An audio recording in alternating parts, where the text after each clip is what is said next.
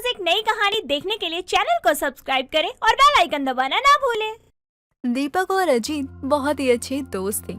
हमेशा दोनों एक साथ रहा करते और एक दूसरे का सुख दुख बांटते थे। दीपक बहुत ही अमीर घर का लड़का था, लेकिन पैसों के सिवा उसके पास और कुछ नहीं था। उसके माँ बाप के मरने के बाद उसे उसकी चाची माधुरी ने ही पाला था, लेकिन उसका दोस्त दीपक को कभी भी अपनी चाची के पास नहीं जाने देता है। हमेशा उसे उनके खिलाफ भड़काता रहता। एक दिन दीपक अपने कमरे में आराम कर रहा था, तभी अजीत वहाँ आता है। क्या हुआ दोस्त, अभी तक सो रहे हो? घूमने नहीं चलना क्या? मैं तो तैयार होके आ गया। दोस्त, वो मेरी कल रात में बहुत ज्यादा तबीयत खराब हो गई थी, इसलिए चाची जी ने कहा कि मत जाओ, तो मैं रुक गया। अगर मैं कहीं गया तो मुझे बहुत सुनना पड़ेगा। भाई तू अपनी चाची से इतना डरता क्यों है? वो तुझे हमेशा अपनी उंगलियों पे घुमाती ही रहती है। इस दुनिया में माँ बाप के अलावा अपने बच्चों को कोई प्यार ही नहीं कर सकता। लेकिन वो तो मुझे बहुत प्यार जताती हैं। अगर मुझे कुछ भी हो जाता है तो वो सबसे पहले परेशान हो जाती हैं। भाई तू उनके दिखावे में मत आ। ये सब उनका एक नाटक है और कुछ नहीं। वो क्या है ना, सब कुछ तेरे नाम पे ही है। तू तो उनका एक एटीएम है और भला तुझे कैसे कुछ होने देंगे। अजीत दीपक को उसकी चाची के खिलाफ भड़काने में लगा होता है, ताकि वो उसके ज्यादा करीब रह सके और उसकी दौलत का फायदा उठा सके। दोनों बात कर रहे होते हैं, तभी दीपक का नौकर उसके लिए खाना लेकर आता है, जिसे देखकर अजीत कहता है, लो भाई, तेरी चाची की असलियत तेरे सामने खुद ही आ गई। मैं कुछ समझा नहीं, तू कहना क्या चाहता है? भाई तू नहीं बोला था कि तेरी चाची तुझे कहीं जाने से मना करती है क्योंकि तेरी तबीयत खराब है? अगर सच में तेरी चाची को फिक्र होती तो वो खुद खाना लेकर आती, ना कि तेरे नौकर से भिजवाती। तू सही कह रहा है भाई, तू रुक, मैं अभी तेरे साथ चलता हूँ। मुझे नहीं सुननी है किसी की बात।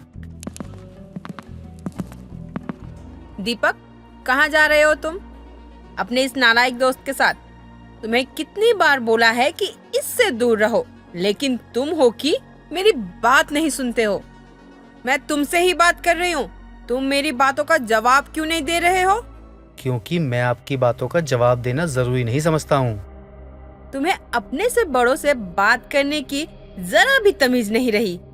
अभी इस समय इसका साथ छोड़ दो, वरना ये तुम्हें बर्बाद कर देगा।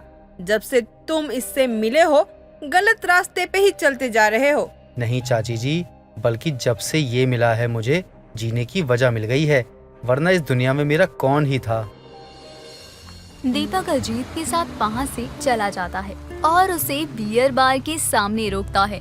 तभी अजीत उससे कहता है, भाई अभी तो सुबह का ही समय है, सुबह सुबह दारू पीना सही नहीं है और तेरी तबीयत भी ठीक नहीं है।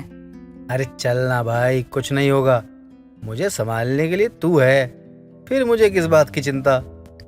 भाई तू मुझ पर इतना विश्वास करता है? हाँ भाई, मैं तुझ पर बहुत विश्वास करता हूँ।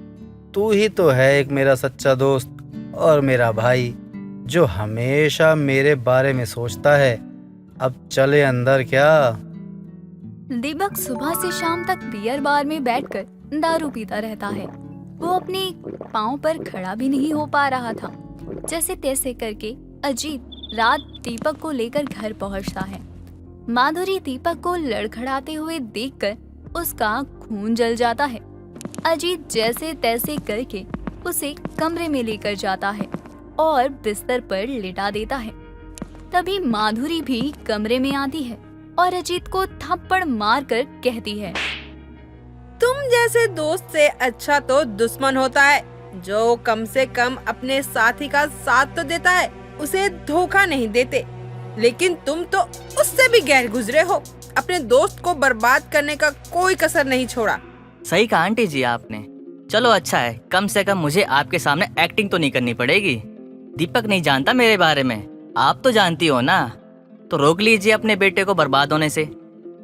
जरूर बताऊंगी, मैं कल सुबह होते ही उसको सब कुछ सच सच बता दूंगी। अच्छा, तो आपको लगता है कि वो आपकी बात पर विश्वास करेगा? अगर उसे आपकी बातों पर विश्वास होता ना, तो वो कब का कर लेता। मैं उसे इतना बर्बाद कर दूंगा कि उसके पास कुछ नहीं बचेगा, ना ही कोई रिश्ता, ना ही कोई दौलत। लेकिन इससे तुम्हें क्या मिलेगा? तुम्हारा दोस्त है, तुम्हारे ऊपर कितना भरोसा करता है। जब उसे तुम्हारा सच पता चलेगा तो उसे कितना दुख होगा। मुझे कोई फर्क नहीं पड़ता उसके दुख तकलीफ में। मुझे तो बस उसकी दौलत से मतलब है, जो कि जल्द ही मैं अपने नाम करवा लूंगा। अजीत इतना कहकर वहाँ से चला जाता है। समय बीतता है। तभी एक दिन दीपक और अजीत कुछ लड़कियों का पीछा कर रहे होते हैं। तभी अजीत भागकर उनके पास जाता है और उन्हें टच करने की कोशिश करता है। तभी एक लड़की उसे जोर से थप्पड़ मारती है। तुम्हें समझ नहीं आता कि मैं तुमसे बात नहीं करना चाहती हूँ, तो फिर क्यों तुम मेरे पीछे पड़े हो? लेकिन मैं तो तुमसे बात करना चाहता हूँ ना, मुझे तुम पसंद हो बस। अरे लेकिन तुम मुझे ना बिल्कुल भी पसंद नहीं हो, मुझसे दूर रहो। नहीं रहूंगा। क्या कर लोगे तुम? तुम्हें पता है मेरा दोस्त कितना अमीर है। अच्छा, तो तुम अपने दोस्त के पैसे पर उछल रहे हो। तुम्हें तो मैं अभी बताती हूँ। लड़की की नजर दूर खड़े पुलिस वाले पर जाती है। वो तुरंत उसके पास जाती है और उसे सारी बात बताती है, जिसे सुनकर पुलिस वाला दोनों को पकड़कर ले जाता है। थोड़ी देर बाद माधुरी पुलिस स्टेशन पहुंचती है और दीपक को जेल में बैठा देखकर उसके पास जाती है। मैंने तुम्हें पहले ही कहा था कि ये तुम्हारा दोस्त नहीं है। ये सिर्फ तुम्हें बर्बाद करने आया है। कभी बियर बार में नजर आते हो तो कभी पुलिस स्टेशन में। अभी और भी कुछ देखना बाकी है क्या? हमारी कोई गलती नहीं थी। पुलिस वाले तुम्हें पागल दिखते हैं क्या? इसीलिए तुम्हें बिना बात के जेल में डाल दिया। थोड़ी देर बाद माधुरी दोनों को छुड़वाकर घर ले जाती है और दीपक को बहुत समझाती है, लेकिन उसके ऊपर किसी बात का कोई असर नहीं होता और देखते ही देखते उसका 21वां जन्मदिन आ जाता है। दीपक से ज्यादा अजीत उसके जन्मदिन पर खुश था, क्योंकि उस दिन दीपक को उसकी सारी प्रॉपर्टी मिलने वाली थी। लेकिन माधुरी अजीत के इरादों से वाकिफ थी, जिसके चलते वो प्रॉपर्टी उसके नाम करने से मना कर देती है। दीपक गुस्से में कहता है, चाची जी, अब मैं अपनी प्रॉपर्टी को संभालने के लायक हो गया हूँ और बालिग भी हूँ। फिर आप मेरी प्रॉपर्टी मेरे नाम क्यों नहीं कर रही हैं? अगर मैंने इसे बोला कि इसका दोस्त सिर्फ इसके पैसों के पीछे है, तो ये यकीन नहीं करेगा। इससे अच्छा मैं इसकी नजर में ही लालची ही बनी रहूं। बोलिए ना चाची जी, चुप क्यों हैं आप? क्योंकि मुझे नहीं लगता है कि तुम अभी इसके काबिल हो। जिस दिन मुझे लगेगा, मैं उस दिन खुद तुम्हें तुम्हारी सारी प्रॉपर्टी दे दूंगी। तब तक 1 रुपया भी खर्च करने से पहले तुम्हें मुझसे इजाजत लेनी पड़ेगी। दीपक गुस्से में घर से बाहर चला जाता है। दीपक को अपने दोस्त के साथ बर्बाद होते देखकर वो उस पर और सख्ती करने लगती है। वहीं दूसरी तरफ अजीत दीपक और उसकी चाची के बीच होने वाली दूरियों का फायदा उठाकर उसे हमेशा भड़काता रहता है। एक दिन दीपक नशे की हालत में घर आता है और जबरदस्ती पेपर साइन करवाने के चक्कर में माधुरी का सर जाकर एक कांच के टेबल से टकराता है और उसकी मौत हो जाती है। नशे में होने के कारण दीपक भी बेहोश हो जाता है। सुबह जब उसकी आंख खुलती है तो पुलिस उसके सामने होती है और उसकी चाची की लाश जमीन पर। वो पुलिस वाले को कहता है, ये सब क्या हो गया? चाची जी को किसने मारा?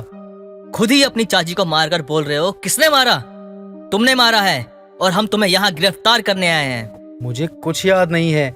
मैंने किसी को नहीं मारा। क्या सबूत है तुम्हारे पास? याद भी कैसे होगा तुम्हें? तुम नशे की हालत में जो थे और तुम भूल गए कि तुम्हारे घर में कैमरे लगे हुए हैं जिसमें सब कुछ रिकॉर्ड हो चुका है।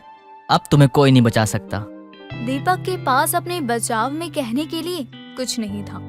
इस तरह से अपने दोस्तों की बातों में आकर उसकी पूरी जिंदगी बर्बाद हो जाती है। उसके सर से माँ जैसी चाची का हाथ भी उठ जाता है और आगे की जिंदगी उसे जेल में गुजारनी पड़ती है। दोस्तों, अगर आपको ये कहानी पसंद आई तो इसे लाइक करें, शेयर करें और कमेंट करके बताएं कि कहानी में आपको सबसे अच्छा क्या लगा।